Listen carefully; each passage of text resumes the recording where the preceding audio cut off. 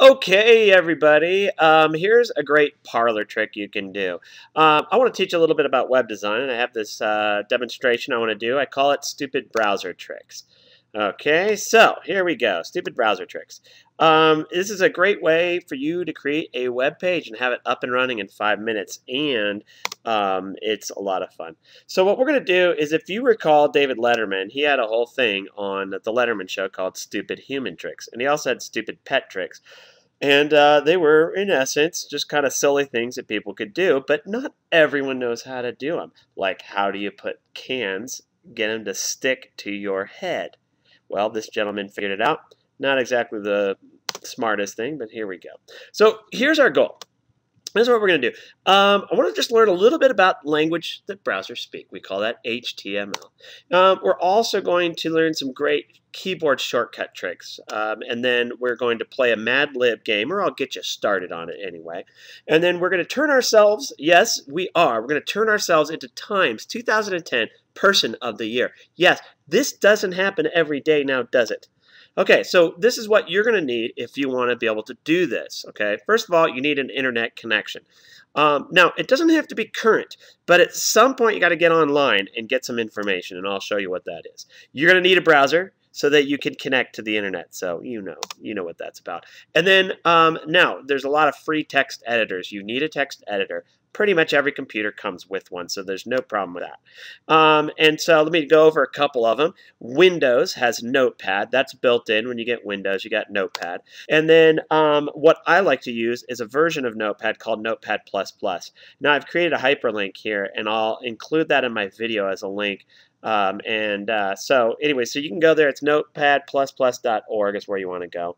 And if you have a Mac, TextEdit comes with Mac. And if you want a better text editor, you would want Text Wrangler. Now, Text Wrangler, Notepad++, they are pretty equivalent in many respects. So that's what I would recommend. And of course, you need to be wily and know what you're doing. So here we go. This is what we're going to do. And I'm just going to kind of give you an overview. We're going to open a browser. We're going to go to poi.time.com, and that's Person of the Year from time.com. And what we're going to do after that is, wow, my little animation thing on the website has just gone. It's like it's crashed. Sometime today, there we go. So, step number 2, we're going to pick a famous person of the year. I'll let you in on that in just a moment. And we're going to get the HTML. We're going to get it and put it in our text editor. In order to do that, you want to view the source. And you want to select everything in copy, and then you're going to paste it into a new text document. Okay, and then you're going to find and replace that famous person with your own name. So I'll do a demonstration. We're going to save it as my bio.html. We're going to view our page in a browser, and then if you could figure out how to hack into time.com, we'll try uploading it there. Just kidding, you really wouldn't want to do that. Okay, so let's go ahead and get things started. Person of the Year from Time. Now, I was going to do this demonstration, and I was actually doing the demonstration to a group of teachers, and I thought, well, so once you get Person of the Year, okay, so let's talk a little bit about browsers. Okay, browsers have a language they use. And so first of all, there's Barack Obama, and I thought, you know, I might even get in trouble. You know, president's probably not the best way to go. So I'm just going to go 2010, and I went to 2011. I was like, okay, 2010, Mark Zuckerberg. I mean, come on, can you get any better than that? So we're going to go to the cover story. We're going to take a look at a web page online. Now, you may already know about a lot of this stuff, but if in case you haven't really thought about, well, how does the browser know what to put on there? What the browser does is it takes a look at a language called a markup language called HTML. It stands for Hypertext Markup Language. So in order to find that, it depends on the browser that you have. A browser like Internet Explorer has a view window, so you can click on View and you can go down to Source. The other thing you can do is you can right-click and choose View Source. Now, I have Chrome over here, and I can do the exact same thing if I want to. I'm not going to for time's sake. So what we're going to do is we're going to view the source on Internet Explorer. This is a language your browser understands, and it uses a thing called markup. So markup is this thing that we see here, and here, and here, and etc. And you see this lesser than, greater than sign surrounding information. And then that lesser than, greater than sign surrounds more information. And we can look right here, right off the bat, we see Mark Zuckerberg, Person of the Year 2010. Here's where the fun gets. Okay, what we're going to do is we're going to copy all of our code. So I'm going to go to Edit and Control-C. Now, hey, if you don't know what your keyboard shortcuts are, look at the menu. Copy is Control-C. Control-C. Actually, we didn't copy anything. Duh. We need to select what we're going to copy first. That is Control-A. Select all. Now, I'm going to right-click and copy. You can Control-C and copy, or you can go to Edit and copy. Now we need a notepad. So I'm going to go to Notepad++, and I already have it open, ready to go. I have a new document open. If you didn't, you just choose File New. And I'm going to do Control-V to paste.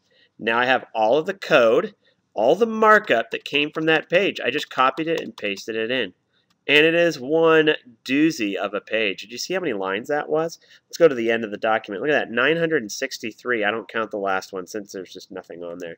So it doesn't matter. Okay, at this point, what we're going to do is now is where the fun begins. We're going to save it. So the key here, and this is really important, in Notepad++, you need to choose Save As, and you need to find where you're going to save it. I'm going to save mine under Libraries, and I'm going to save it under Documents. And I'm going to cheat a little bit here. I'm going to try to get, I've got a ton of files in my documents and libraries. So what I want to do is, actually, I'm going to do this. Get Documents open. So I guess I have to double click it. There we go. I'm going to create a new folder. And I'm going to put my file in my folder. And the reason why is I have a lot of folders, as you may see here. And look at all these ones with the underscores here. So I'm going to create a new folder. Click on the new folder. I'm going to do an underscore. And I'll do 2 underscores just to get it right up to the top. My bio. And we go into that folder. And we're already there. And now here's the key. I'm going to call it mybio.html. I don't recommend you put spaces in your file names. It's a bad habit to get into. And this is a good habit. No spaces. Click Save. Now, suddenly we have color. And this is one of the benefits of Notepad++. Now, I highly recommend if you have a PC, you get Notepad++.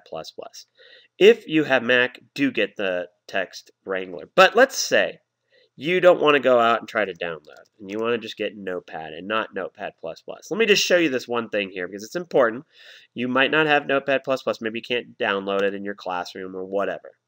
Okay, the key here is when I paste it in and I want to save it, if I am not careful and I choose Save, if I'm not careful, in Notepad, it's going to treat it as a text document. It's going to add .txt to the end. So let me show you what happens when I do that. So I put my bio. And let's say I just ended it there and I clicked OK. I'm going to show you the difference between the two. So let's go open that folder and I'll show you. And then I'll show you what you can do about it. So, Documents, my bio. See how nice that was? Just right at the top. Look at the difference between the two icons. Here's one, my bio. This is the one I did. I told you. Remember it said text, txt? That's this. Double click it. What do I see? I see Notepad. Okay. What happens if I double click my bio over here? It's going to open in a browser. And I know because it has a little browser icon. So how do we fix that in Notepad? Well, it's one of those funny things that I had to learn the hard way. I'm going to pass this on to you. And it's where it says Save as Type. Now, if I don't, and I put .html, and I click Save, let's see what happens. Do you want to replace? I'm going to say yes. Now, maybe Windows is smart. In the past, it used to be that when you did that, actually, here, let me just delete this. I'm going to delete that. I'm going to click Yes. I'm going to go back to here. I'm going to choose a file, Save As. And, okay, so I'm going to put mybio.html. And I click Save. Everything seems good, right? So we go in there. So Notepad's better. The old version of Windows, it would have added a .txt to the end. Pretty annoying, right? So the key here is just make sure you put mybio.html and you're good to go. Now let's take a look at it. So there's Mark Zuckerberg. And now let's take a look at it. And look at this. Wow, it's pretty much the same. Looks the same. Now what's the difference? I have a copy of it in my documents and I can do with it whatever I want. So let's do that. Let's have some fun. And we reload it. Okay, now, next shortcut. Now, Control F lets you find. Okay, and you can type in anything and it will find it. So if I put Zuckerberg and I click Find Next, it highlights it where it is. Okay, so now I'll show you the next one. Control H. Control H is find and replace. And let's see if Notepad++ has Control H. I am pretty sure it does. Control H. Find what? Replace with. This is our key. Now, in short, let's put the full name of Mark Zuckerberg. And then I'm going to change it with my own name. Now, you already know I'm Chris Winnicke. So I'm going to, every place that it has Mark Zuckerberg, I want to replace it with Chris Winnicke. And I'm going to replace all. So I click Replace All. 12 occurrences were replaced. Let's close it. Let's save our changes and take a look at it in the browser. Now, if you look up at the top, there's your clue that we're not looking at the same. It says that it's this other web address. And now, Person of the Year is Chris Winnicke. Okay, now, but we're not done. Because if you look down, you're going to see Zuckerberg at some point, and you might see the name Mark. And this thing is kind of wacky the way it is. So let's do this. So I'm going to do Control H again. This time I'm just going to replace all occurrences of the name Mark with the name Chris. And I replace all. And 3 occurrences were replaced. Next, I'm going to change Zuckerberg with Winnicke. Ah, I did not tell you to do that. By the way, I'll just go ahead and read it. On the afternoon of November 16, 2010, Chris Winnicke was leading a meeting in the aquarium, one of Facebook's conference rooms. Now, I hope you understand where we can start playing Mad Lib. Okay, so let's do a little bit of Mad Lib. So we go in here, we're going to replace Zuckerberg with Winnicke. I'm going to choose Replace All. 28 occurrences were replaced. Now comes the fun. So you want to do this in your classroom or you want to do it with friends, go through the article first, find some words. We know, for example, Facebook is the name of the company, and we could replace it with your own school name. School name goes here. I teach at Century High School, so you can put Century High School. By the way, if you didn't know I taught at Century, you could find online anyway. There we go. Replace all. So now every place it said Facebook, it now says Century High School. And so on and so forth. Let's just go ahead and save our changes at this point. Now, hopefully you kind of get how this works. Okay, stupid browser trick? Yeah, sure. Fun? Absolutely. I mean, what could be more fun than putting your name as the Person of the Year? Now, look at that. Not only does that work, did you see what happened when I did Alt-Tab? And let's take a look. We go back here. Look at that. There's my name right there, Person of the Year. Now, of course, we're sitting here with this glaring picture of the Time cover. So the last thing you might want to do is create your own image and replace it. But that's going over time.